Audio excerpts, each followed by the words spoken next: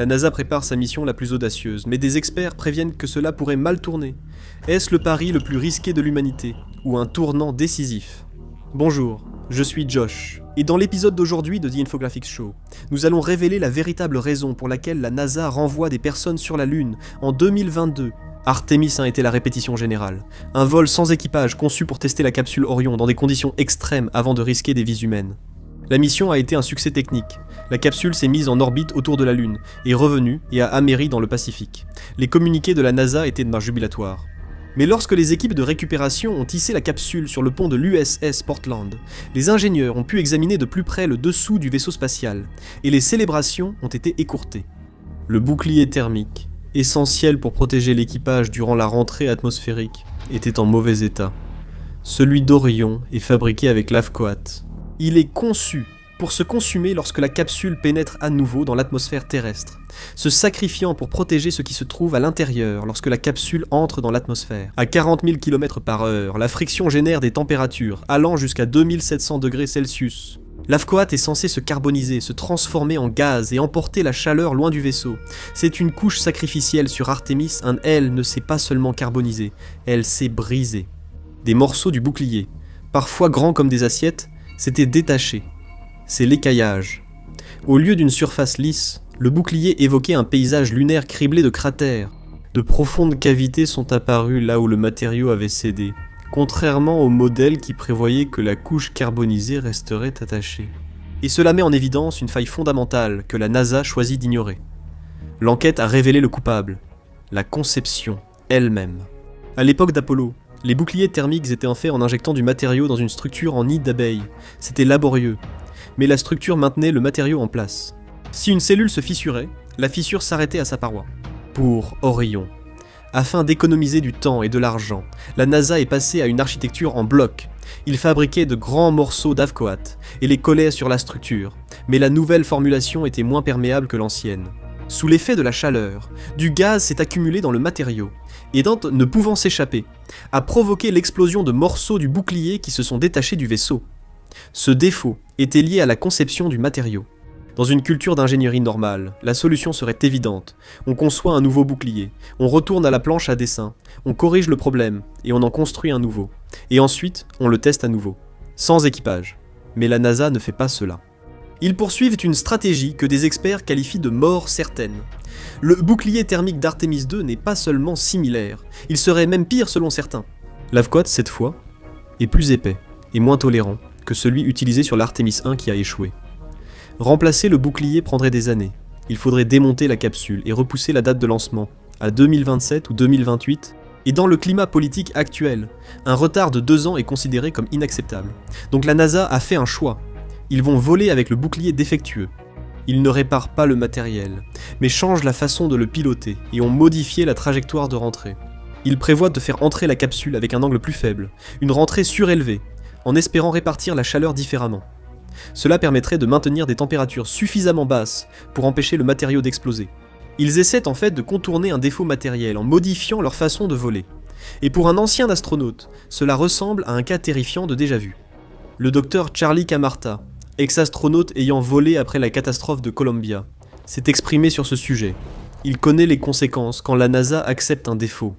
Il juge cette approche folle, soulignant la physique chaotique de la rentrée atmosphérique. On ne peut pas parfaitement prédire la turbulence, la chimie des gaz ou les charges structurelles. Miser sur un ajustement de trajectoire pour sauver un bouclier thermique compromis supprime la marge de sécurité. Et la raison pour laquelle cela terrifie des experts comme Camarta, c'est que nous avons déjà vu ce scénario se produire. La dernière fois que la NASA a banalisé un défaut connu, cela s'est terminé par une pluie de débris au-dessus du Texas. Le 16 janvier 2003, la navette spatiale Columbia a décollé du centre spatial Kennedy. 82 secondes après le début du vol, un morceau de mousse isolante s'est détaché du réservoir externe et a frappé l'aile gauche. Les ingénieurs au sol l'ont constaté à la relecture vidéo, déclenchant aussitôt l'alarme. Ils ont demandé des images satellites pour vérifier les dégâts. Ils voulaient savoir si la protection thermique de l'aile était compromise. La direction a répondu non. Les responsables du programme ont soutenu que les impacts de mousse n'étaient pas nouveaux, que cela s'était déjà produit lors de vols précédents, et qu'aucun événement catastrophique ne s'était produit. Ils ont minimisé le danger car rien de grave n'était survenu avant, et se sont persuadés que le risque n'était pas réel. Ils ont refusé la demande de photos, affirmant à l'équipage que ce n'était pas un problème.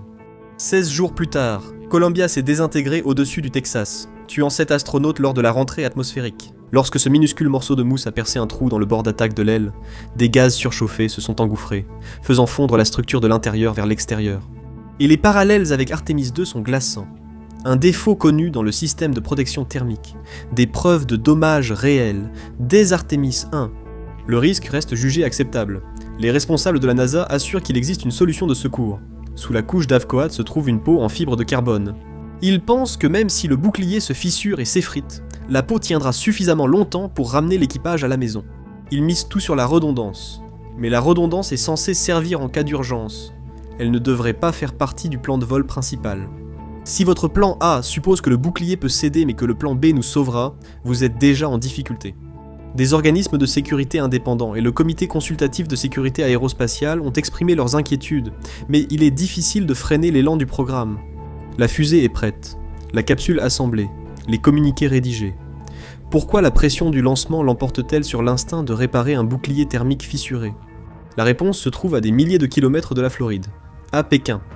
On nous dit qu'Artemis concerne la science, qu'il s'agit d'eau, de glace au pôle sud lunaire, qu'il s'agit de se préparer pour Mars. Ces choses sont vraies en partie, mais ce n'est pas la raison. La NASA précipite les choses. Les États-Unis sont dans une course, et le programme spatial chinois, la CNSA, avance à une vitesse terrifiante. Ils ont une station spatiale en orbite, ont fait atterrir des rovers sur la Lune, rapporté des échantillons, et annoncé vouloir poser des taïkonautes sur la Lune d'ici 2030. Ce n'est pas l'ère Apollo. Dans les années 1960, la Lune était une destination vide, une ligne d'arrivée où l'on plantait un drapeau avant de repartir. Aujourd'hui, elle est vue comme un territoire. Le pôle sud lunaire est privilégié car c'est le seul lieu sur la Lune avec de la glace d'eau. L'eau est vitale pour les astronautes. Elle fournit oxygène, carburant et permet d'explorer au-delà de la Lune. Pour aller sur Mars, il vaut mieux décoller de la Lune, où la gravité est faible et le carburant disponible dans la glace. Si la Chine arrive la première, l'âge d'or de l'exploration spatiale américaine pourrait finir avant de commencer. La NASA craint qu'elle revendique les meilleurs sites d'atterrissage. Ils vont créer des zones d'exclusion et un précédent sur la propriété. Un retard de 2 ans pour réparer le bouclier thermique est inacceptable. Chaque jour de retard donne de l'avance à la Chine. Imaginez des astronautes américains cloués au sol pendant que la Chine lance une mission habitée. C'est un cauchemar politique, alors l'ordre tombe, il faut y aller, et puis il y a l'argent. Le programme Artemis devrait coûter 93 milliards de dollars d'ici 2025. Chaque mission du Space Launch System, ou SLS, coûte plus de 4 milliards de dollars. Ce niveau de dépenses n'est possible que parce que les fonds sont dirigés vers des secteurs précis. Le SLS est construit par des sous-traitants comme Boeing, Northrop Grumman et Aerojet Rocketdyne. Ensemble, ils emploient des milliers de personnes en Alabama, en Floride, au Mississippi et dans l'Utah. Regardez les moteurs du SLS et vous voyez le passé. Ce sont des RS-25, les mêmes moteurs qui équipèrent de la navette spatiale. La NASA les avait en stockage. Plutôt que d'innover avec des technologies récentes, moins chères et réutilisables comme SpaceX, le Congrès a exigé l'emploi d'anciens matériels pour préserver les emplois existants. Ce programme est avant tout un moteur d'emploi puis d'exploration. Si la NASA fait une pause de 2 ans pour repenser le bouclier thermique, les chaînes d'assemblage ralentiront. Le flux de trésorerie vers les districts s'arrête. Le soutien politique vacille. Mais pendant que les politiciens se disputent les budgets, les 4 astronautes se préparent pour un voyage sans filet de sécurité. Artemis II n'est pas un simple saut vers la Lune, c'est une odyssée de 10 jours qui expose l'équipage à des risques. Avons-nous surtout oublié comment gérer quand la navette spatiale volait, ou lorsque les astronautes allaient à la Station spatiale internationale? Aujourd'hui, ils sont en orbite basse, à 400 km d'altitude. En cas de problème comme une fuite, un incendie ou une urgence médicale, ils peuvent rentrer chez eux en quelques heures. Le champ magnétique terrestre les protège des pires radiations solaires. Artemis II n'a pas ce filet de sécurité. Elle voyagera à 7400 km, au-delà de la face cachée de la Lune. Si une éruption solaire se produit pendant qu'ils sont là-bas, ils seront en difficulté. La capsule Orion possède un abri anti-radiation, où l'équipage se regroupe avec des provisions pour bloquer les radiations. Mais ce n'est pas parfait. Une éjection de masse coronale massive peut délivrer en quelques heures une dose de radiation équivalente à une vie.